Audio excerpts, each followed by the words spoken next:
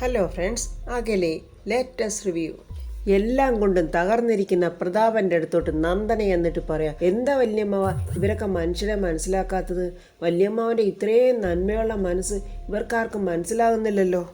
ഈ ഋതികയുടെ അമ്മ പത്മാവതി അമ്മ ചെയ്ത ചതികളെക്കുറിച്ചൊക്കെ എൻ്റെ അച്ഛൻ എന്നോട് പറഞ്ഞിട്ടുണ്ട്. ശത്രുവായി എൻ്റെ അച്ഛൻ വരെ വല്യമ്മാവനെക്കുറിച്ച് നല്ലത് മാത്രമേ പറഞ്ഞിട്ടുള്ളൂ. സത്യത്തിൽ വല്യമ്മാവൻ എത്ര നല്ല മനുഷ്യനാ. ഋതികയെ വല്യമ്മാവനല്ലേ എടുത്ത് വളർത്തിയത്. ഇവനെ എങ്ങനെ വിട്ടാൽ പറ്റില്ലല്ലോ. ഇവൻ്റെ മനസ്സിലോട്ട് കുറച്ച് തീ കൂടെ കോരി ഇടണം എന്ന് മനസ്സിൽ വിചാരിച്ചിട്ട് നന്ദന പറ, എൻ്റെ വല്യമ്മാവൻ്റെ ഇരിപ്പ് കണ്ട സത്യത്തിൽ എനിക്ക് സഹിക്കുന്നില്ല. ഞാൻ പോയി അവരെ പറഞ്ഞ് മനസ്സിലാക്കട്ടെ വല്യമ്മാവ? വേണ്ട, അവരുടെ തെറ്റുകൾ അവർ തന്നെ ഒരിക്കൽ മനസ്സിലാക്കിക്കോളും എന്ന് പറഞ്ഞിട്ട് പ്രതാപൻ അങ്ങ് അവിടെ നിന്ന് എഴുന്നേറ്റ് പോയി. ആഹാ, നീറിപ്പുകഞ്ഞിരിക്കുന്നവൻ്റെ മനസ്സിലോട്ട് കുറച്ചുകൂടെ തീ കോരിയിട്ടപ്പോൾ മനസ്സിൽ കിട്ടിയ ഒരു സുഖവയാ നന്ദനയ്ക്ക്. പത്മാവതിയും ഋതികയും രാജ്യവും കോഫി കുടിക്കുക. പത്മാവതിയുടെ മുഖത്ത് നല്ല സന്തോഷം. എന്ത് നല്ല ടേസ്റ്റുള്ള കോഫി അല്ലേ മോളെ? ഇത് യാമിനി ചെറിയമ്മയുടെ കൈപ്പുണ്യം അമ്മേ. അവർ 3 പേരും കൂടി ഇങ്ങനെ സന്തോഷത്തോടെ കോഫി കുടിക്കുന്നിടത്തോട്ട് ദാണ്ട് അംബിക എത്തി നോക്കിയിട്ട് വരുന്നുണ്ട്. അത് കണ്ടിട്ട് ഋതിക ചോദിക്കും, അല്ല ഇതാര്? അംബിക വർമ്മയോ? അമ്മേ, ആരാ വന്നിരിക്കുന്നതെന്ന് നോക്കിക്കേ. തെക്കുംകൂർ മഹാരാജ്യത്തിലെ മഹാറാണി അംബികാവർമ്മ. പത്മാവതി ഒരു പരിഹാസത്തോടെ, വാ അംബികെ, നീ വരാൻ താമസിക്കുന്ന എന്താന്ന് ഞങ്ങളിങ്ങനെ പരസ്പരം പറഞ്ഞുകൊണ്ടിരിക്കുമായിരുന്നു. അംബിക അടുത്തോട്ട് ചെന്നിട്ട് ചോദിക്കുക, എന്താ പരിഹസിക്കുവാണ്? അയ്യോ അല്ല, മഹാറാണി അംബികാവർമ്മയെ പരിഹസിക്കാനോ? എടി പത്മാവതി, ഞാൻ നിന്നെ ഒന്ന് അഭിനന്ദിക്കാനാണ് ഇങ്ങോട്ട് വന്നേ. അപ്പോൾ നീയും നിന്റെ മകളും മരുമകനും കൂടി എന്നെ പരിഹസിക്കുന്നോ? പത്മ പറയും, അഭിനന്ദിക്കാനോ? എനിക്കതിന് സ്റ്റേറ്റ് അവാർഡൊന്നും കിട്ടിയില്ലല്ലോ. അഭിനന്ദനോ അതിനൊന്നുമല്ല പത്മാവതി. ഈ അംബികാവർമ്മ ജീവിച്ചിരിക്കുമ്പോൾ നീ ഇവിടെ കാലുകുത്തിയില്ലേ? ഓ, അപ്പോൾ നിന്റെ ഔദാര്യമാണില്ലേ? അത് കേട്ടിട്ട് തന്നെ നമ്മുടെ രാജു പറയും, അമ്മ കേട്ടില്ലേ? ഇവർ മഹാമനസ്കയാണ്, വരദായിനിയുമാണ്, കരുണാ കടാക്ഷവുമാണ്. ഋതികയെ വിടാൻ പ്ലാൻ ഇല്ല അംബിക.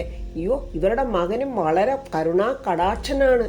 ഇവരുടെ മകനെ ആ ദിവ്യക്കൊരു കുഞ്ഞിനെ ദാനമായിട്ട് കൊടുത്തില്ലേ? എല്ലാവരും ഇവിടെ പരിഹസിച്ച് വധിക്കാൻ തന്നെ തീരുമാനിച്ചിരിക്കുക. രാജു പറയാം, അവൻ ദാനം കൊടുത്താൽ മറ്റാരും അറിയില്ല, അത്രയ്ക്ക് നല്ല മനസ്സാ. അതുകൊണ്ട് നാട്ടിൽ എവിടൊക്കെ അവന് കുഞ്ഞുങ്ങളുണ്ടെന്ന് ദൈവത്തിന് മാത്രമേ അറിയൂ. ദേഷ്യത്തോടെ അംബിക, നിർത്തടാ, നമ്മുടെ പത്മ വെറുതെ ഇരിക്കുക, ഒച്ച കുറച്ച് സംസാരിക്കടി അംബികേ. ഇത് നിന്റെ മദറിൻ്റെയോ ഫാദറിൻ്റെയോ നിന്റെ അജ്ഞാത ഭർത്താവിൻ്റെയോ ഒന്നുമല്ല. ഇത് ഞങ്ങളുടെ വീട്.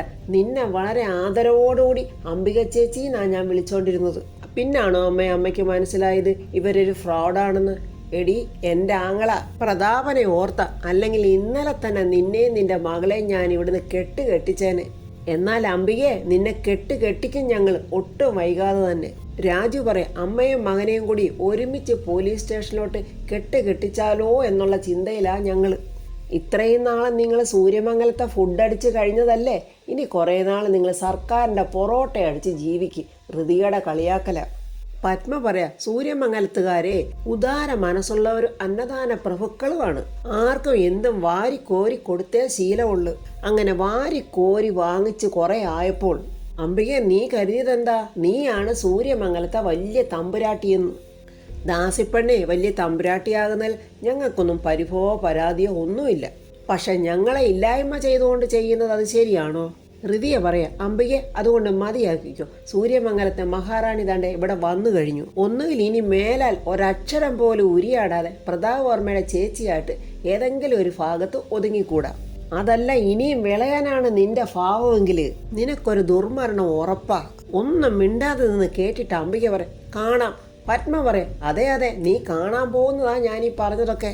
എന്തോ വലുതായിട്ടൊന്ന് സാധിക്കാം, ഇവരെയൊക്കെ ഒന്ന് വരട്ട എന്ന് വിചാരിച്ചുകൊണ്ടാണ് അംബിക നല്ല പത്തി മടക്കി അങ്ങ് പോവുക. അപ്പോൾ ആ സമയത്ത് രാജുവിന് ഒരു ഫോൺ കോൾ വരുന്നുണ്ട്. ഡോക്ടറെ പറഞ്ഞോ, ഞാൻ മറ്റൊരു ഇമ്പോർട്ടൻ്റ് കാര്യത്തിനായിട്ട് നിന്നതാണ്, എന്നാൽ ഞാൻ ഇപ്പം തന്നെ അങ്ങോട്ട് വരാം എന്ന് പറഞ്ഞിട്ട്, അമ്മേ നിങ്ങൾ സംസാരിച്ചിരിക്കുക, ഞാൻ ഇപ്പം വരാം എന്നും പറഞ്ഞ് രാജു പുറത്തോട്ട് പോവുക.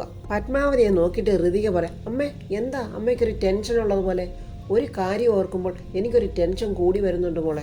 എന്ത് ടെൻഷനാണെങ്കിലും അമ്മയുടെ മോളോട് പറയമ്മേ. ജീവൻ രക്ഷിക്കാനാണെങ്കിലും ഞാൻ നടത്തിയത് ആൾമാറാട്ടം അല്ലേ മോളെ? പ്രതാപേട്ടനെ ട്രീറ്റ്മെൻറ്റ് ചെയ്യാനായിട്ട് ഞാൻ വന്നതേ ഒരാൾമാറാട്ടം അല്ലേന്നാണ് ഞാൻ ചോദിച്ചത്. ഒരിക്കലും അല്ലമ്മേ.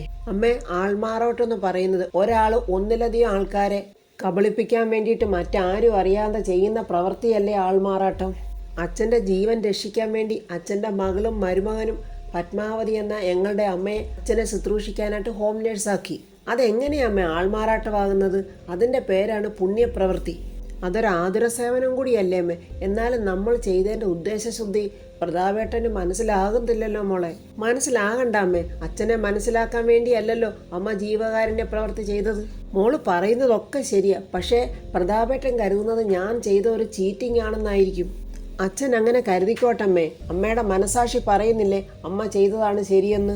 ഞങ്ങൾ വിശ്വസിക്കുന്നുണ്ടല്ലോ അമ്മേ ഞങ്ങൾ ചെയ്തത് ശരിയാണെന്ന്. ഞങ്ങൾ അങ്ങനെ അന്ന് ചെയ്തില്ലായിരുന്നെങ്കിൽ ഇന്നെൻ്റെ അച്ഛനെ ഞങ്ങൾക്ക് ജീവനോടെ കാണാൻ സാധിക്കുമായിരുന്നോ? മോള് പറയുന്നതൊക്കെ ശരിയാ. പക്ഷെ പ്രതാപേട്ടൻ ഇത് അറിയുമ്പോൾ പ്രതാപേട്ടൻ തീർച്ചയായിട്ടും പറയും എനിക്ക് അങ്ങനെ ഒരു ജീവിതം വേണ്ടായിരുന്നു എന്ന്. അങ്ങനെ പറഞ്ഞോട്ടമ്മേ. അതുകൊണ്ട് എൻ്റെ മോളോട് അമ്മയ്ക്കൊരു അപേക്ഷയുണ്ട്.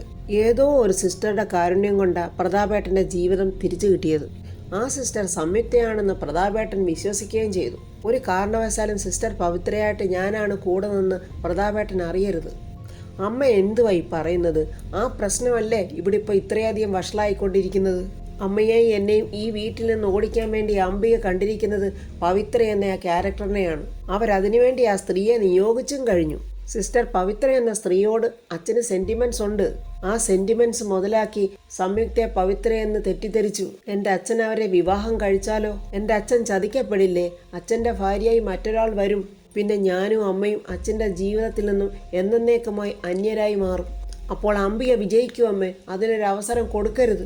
അങ്ങനെ ഒരു സിറ്റുവേഷൻ വന്നാൽ അച്ഛൻ്റെ ഭാര്യ പത്മാവതിയാണ് പവിത്രയായി വന്നതെന്ന് പറയേണ്ടി വരും. അപ്പോൾ പറയണം അമ്മേ. രാജു ഡോക്ടറെ വിളിച്ച് ചോദിക്കുന്നുണ്ട് ജഗനങ്കിളിൻ്റെ കണ്ടീഷൻ ഇപ്പോൾ എങ്ങനെയുണ്ട്. ജഗന്നാഥൻ അബോധാവസ്ഥയിലാണെങ്കിലും വളരെയധികം ഇമ്പ്രൂവ്മെൻ്റ് ഉണ്ട്. അത് പറയാൻ വേണ്ടിയാണ് ഞാൻ രാജുവിനോട് നേരിട്ട് വരാൻ പറഞ്ഞത്. ജഗൻ്റെ കാര്യത്തിൽ ആ കോമ സ്റ്റേജ് മാറിയിട്ടുണ്ട്. നമുക്ക് പ്രതീക്ഷ നൽകുന്ന വേറെ ചില കാര്യങ്ങൾ കൂടെ ഉണ്ട്. ബോധത്തോടെ അല്ലെങ്കിലും ജഗൻ സംസാരിക്കാൻ തുടങ്ങിയിട്ടുണ്ട്. പക്ഷെ സംസാരിക്കുന്ന എന്താണെന്ന് മാത്രം നമുക്ക് അത്രയ്ക്ക് ക്ലിയർ അല്ല. എന്തായാലും നമുക്ക് ആശ്വസിക്കാൻ രാജു. ഇതൊരു നല്ല സൂചനയാണ്. ഇതൊക്കെ കേട്ട് രാജു വളരെ സന്തോഷത്തോടെ താങ്ക്സ് ഒക്കെ പറയുന്നുണ്ട് ഡോക്ടറെ. ഇന്ന് എന്തായാലും രാത്രിക്കകം ഞാൻ അങ്ങോട്ട് വരാൻ നോക്കാം എന്ന് ഡോക്ടറോട് പറയുകയും ചെയ്യുന്നുണ്ട്. ഈ വിവരം ഇപ്പം തന്നെ ഋതുവിനോട് പറയണോ എന്നിങ്ങനെ രാജു ആലോചിച്ചിട്ട് നിൽക്കുമ്പോൾ വേണുവേട്ടൻ്റെ ഫോൺ വരുന്നു. അയ്യോ എന്താച്ചാ? ഡാ നീ വലിയ തിരക്കില്ലെങ്കിൽ ഇവിടം വരെ ഒന്ന് വരാവോ? എന്താച്ചാ കാര്യം? അതൊക്കെ നീ ഇവിടെ വന്നിട്ട് പറയാം. നീ ടെൻഷനൊന്നും ആകണ്ട. ദൈവമേ ഇനി എന്താണാവോ അടുത്ത പ്രശ്നം എന്നും പറഞ്ഞ് രാജു വീട്ടിലോട്ട് പോവുക. വീട്ടിലാണെങ്കിൽ വേണുവേട്ടനെയും രാധമ്മയും പ്രിയയും ശ്രീലക്ഷ്മി എല്ലാവരും ഇങ്ങനെ നോക്കി നിൽക്കുവാണ്. എല്ലാവരും എന്തോ ഒരു പ്രശ്നത്തിൽ നിൽക്കുന്ന പോലെയാണ് രാജു കാണുന്നത്. എന്താച്ചാ? എന്താ ആരും ഒന്നും മിണ്ടാത്തത്? എന്താ ഉണ്ടായത്?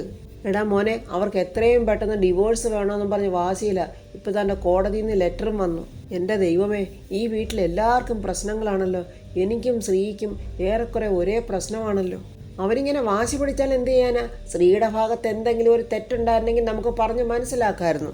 ഇതിപ്പം മുഴുവൻ കുഴപ്പവും അവരുടെ ഭാഗത്തല്ലേ?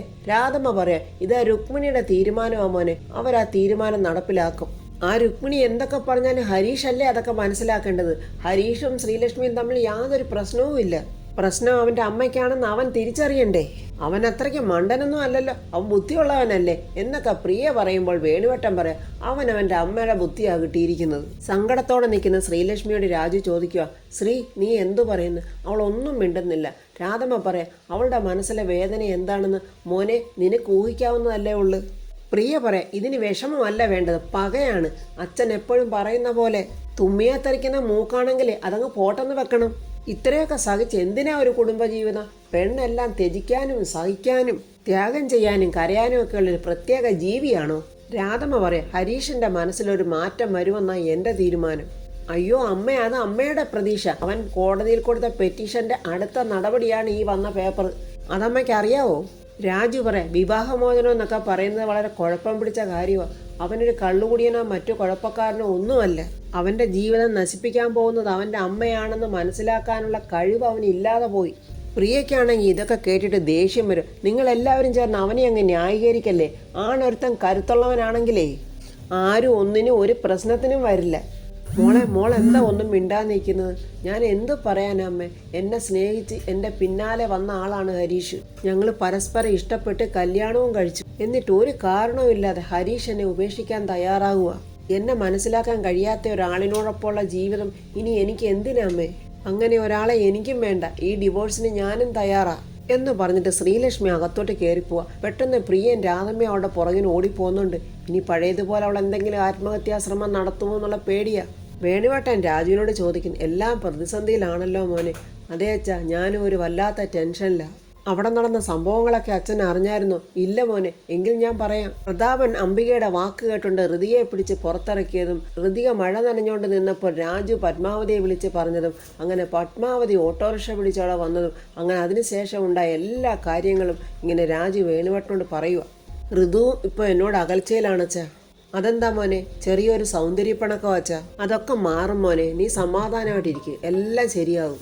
ഈ സമയം പ്രതാപനാണെങ്കിൽ ഇങ്ങനെ ടെൻഷനോടെ മുറിയിൽ അങ്ങോട്ടും ഇങ്ങോട്ടും നടക്കുക. അംബിക ഒളിച്ചും പതുങ്ങിയും തന്റെ ജനലിന്റെ അടുത്തുനിന്ന് പ്രതാപനെ നോക്കുന്നുണ്ട്. അംബിക അങ്ങനെ ഒളിഞ്ഞു നോക്കി നിൽക്കുന്നത് നന്ദന കണ്ട്, ഇവർക്ക് എന്തോ ഒരു പ്ലാൻ ഉണ്ടല്ലോ, അതെന്തായാലും കണ്ടുപിടിച്ചേ പറ്റൂ. ഞാനും ഇവരും തമ്മിൽ സ്വഭാവത്തിൽ വലിയ വ്യത്യാസമൊന്നും ഇല്ലല്ലോ. അംബിക മനസ്സിൽ പറയും, ഇവൻ ഉറക്കമില്ലേ, മനസ്സിന് തീ പിടിച്ചിട്ട് റൂമിനകത്ത് കിടന്ന് വട്ടം കറങ്ങുക. ഈ അവസരം പെട്ടെന്ന് മുതലെടുക്കണം, സംയുക്തയെ ഇതിന് ചുമതലപ്പെടുത്തണം. രാജു ഡോക്ടറെ കാണാൻ വന്നിരിക്കുക. ഡോക്ടർ പറയുന്നുണ്ട്, ജഗനോട് ഞാൻ പല കാര്യങ്ങളും ചോദിക്കുന്നുണ്ട്, പക്ഷെ ചോദിക്കുന്നതിനല്ല അദ്ദേഹം ഉത്തരം പറയുന്നത്. സ്പഷ്ടമല്ലാതെ പലതും വിളിച്ചു പറയുന്നുണ്ട്. എപ്പോഴും വ്യക്തമായിട്ട് ജഗൻ പറയുന്ന 3 പേരുകളാണ്. അത് ഏതൊക്കെയാ ഡോക്ടറെ? പ്രതാപ് വർമ്മ സാറ്, പ്രതാപൻ. അങ്ങനെയാണ് ജഗന്നാഥൻ പറയുന്നത്. സാറേ, അത് അവർ ക്ലോസ് ഫ്രണ്ട്സ് ആയിരുന്നു. പിന്നെ പറയുന്ന ആരുടെ പേരാ? പിന്നെ പറയുന്ന ഋതികയുടെ പേര്. ഋതിക മോൾ എന്നാണ് ജഗൻ പറയുന്നത്. ഇടയ്ക്ക് പത്മാവതി എന്ന പേരും പറയും. This is a positive side. അപ്പോൾ കോമാ സ്റ്റേജ് എല്ലാം മാറിയല്ലോ ഡോക്ടറെ. Jagan will come back again. ഏതായാലും ട്രീറ്റ്മെന്റ് തുടരട്ടെ രാജു, നമുക്ക് വെയിറ്റ് ചെയ്യാം. എന്നാൽ ഞാൻ നാളെ ഋതികയും കൂട്ടി വരാം. അങ്ങനെ ഗുഡ് നൈറ്റ് ഒക്കെ പറഞ്ഞ് പിരിയുവാണ്. അംബിക സംയുക്തയെ ഫോൺ ചെയ്ത് വിളിക്കുക. ഭയന്ന് വിറച്ചോണ്ടാണ് സംയുക്ത ഫോൺ എടുക്കുന്നത്. ഞാനാ സംയുക്ത, അംബിക. ഇത് നന്ദനെ ഒളിച്ചു നിന്ന് കേൾക്കുന്നത്. സംയുക്ത അല്ലേ? ദൈവമേ, എന്ത് കൊനിഷ്ഠ പണിക്കായിരിക്കും ഇവരെന്നെ വിളിക്കുന്നത് എന്ന് ഭയന്നിട്ടാണ് സംയുക്ത ചോദിക്കുന്നത്. എന്താ ചേച്ചി? എടി, ഋതിക പുറത്താക്കിയതിന് ശേഷം ഉണ്ടായ സംഭവങ്ങളൊക്കെ ഞാൻ നിന്നോട് പറഞ്ഞില്ലേ? ഇല്ല ചേച്ചി. എന്നാ ഞാൻ പറയാം, നീ കൂടി അറിയേണ്ടതാണല്ലോ എല്ലാം. എന്തായാലും പ്രതാപന്റെ പെണ്ണായിട്ട് നീ ഈ വീട്ടോട്ട് വരേണ്ടതല്ലേ? നന്ദനെ അത് കേട്ടിട്ട്, ആഹാ, അത് ശരി, കൊള്ളാവല്ലോ പരിപാടി. സംയുക്തയ്ക്ക് ദേഷ്യവും സങ്കടവും കൊണ്ടുപോയാ. ചേച്ചി, എന്താ കാര്യം എന്ന് വെച്ചാ പറ. സംയുക്ത, ആദ്യം ഇവിടെ നടന്ന കാര്യങ്ങളൊക്കെ ഞാൻ നിന്നോട് പറയട്ടെ എന്നും പറഞ്ഞുണ്ടായ സംഭവങ്ങളെല്ലാം അംബിക സംയുക്തയോട് പറയുവാണ്. അയ്യോ ചേച്ചി, ഇതിനൊക്കെ ഞാൻ എന്ത് ചെയ്യണമെന്നാ ചേച്ചി പറയുന്നത്? എടി, നീ എന്ത് ചെയ്യണമെന്നോ? പ്രതാപൻ നിന്റെ ആരും അല്ലയോ? അവനാണെങ്കിൽ ഇപ്പൊ കൂട്ടിലടച്ച വെരുകിനെ പോലെ കിടന്ന വട്ടം കറങ്ങുക. നീ വിളിച്ച് അവനെ ഒന്ന് ആശ്വസിപ്പിക്കണം. അവന് ഭ്രാന്ത് പിടിക്കുന്നതിന് മുമ്പ് നീ വേഗം അവനെ വിളിച്ചൊന്ന് ആശ്വസിപ്പിക്കുക. വേഗം വേണം കേട്ടോ എന്നും പറഞ്ഞ് അംബിക ഫോൺ കട്ട് ചെയ്യുക. അയ്യോ, വർമ്മ സാർ നല്ല മനുഷ്യന്, എനിക്ക് അയാളോട് ആദരവുമുണ്ട്, അതുകൊണ്ട് ഒന്ന് വിളിച്ചേക്കാം എന്നും പറഞ്ഞ് സംയുക്ത വിളിക്കാൻ ഒരുങ്ങുന്നുണ്ട്. ഈ സമയത്ത് നന്ദനെ ഓടി വന്ന് പ്രതാപന്റെ റൂമിന്റെ ജനലിന്റെ അടുത്ത് ഒളിച്ചു നിൽക്കുക. ആ സമയത്ത് പ്രതാപന്റെ ഫോണിലോട്ട് കോൾ വരുന്നുണ്ട്. നന്ദന മനസ്സിൽ പറയുക, ആഹാ, ആ സ്ത്രീ അപ്പോൾ വിളിച്ചല്ലോ. പ്രതാപൻ ആ ഫോൺ കോൾ എടുക്കാതെ നടക്കുക. സംയുക്ത പറയും, എന്താ സാർ ഫോൺ എടുക്കാത്തത്? പെട്ടെന്ന് പ്രതാപൻ ആ ഫോൺ എടുത്തിട്ട്, പവിത്ര സിസ്റ്ററോ? അത് നന്ദന കേട്ട്, പവിത്ര സിസ്റ്ററോ? ആ അംബിക വിളിച്ചത് സംയുക്ത എന്നല്ലേ? സാറേ, സാറ് വലിയ ടെൻഷനിലാണെന്ന് അംബിക ചേച്ചി വിളിച്ച് പറഞ്ഞു. അതാ ഞാൻ വിളിച്ചത്. ഇവിടെ ചില പ്രശ്നങ്ങളുണ്ട്, ആകെ ഒരു അസ്വസ്ഥതല്ല സിസ്റ്റർ. ഞാൻ ഓർക്കാൻ ഇഷ്ടപ്പെടാത്ത ചില ജീവിത ദുരന്തങ്ങൾ, അത് ഓർക്കുമ്പോൾ എനിക്ക് ഭ്രാന്തായേക്കൂ എന്നുള്ള ഒരു ടെൻഷനാ സിസ്റ്ററെ.